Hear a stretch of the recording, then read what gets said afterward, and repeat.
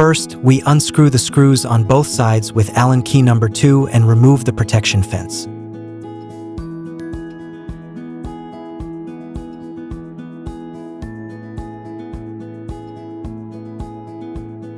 Remove the 2 shear pins on one side.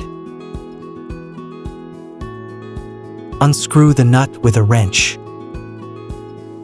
Press the shear pin down and remove it.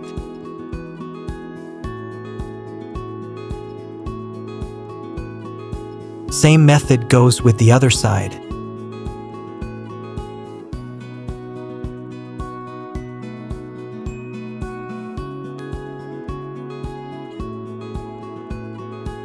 Get a new set of shear pins. Install the new shear pins back.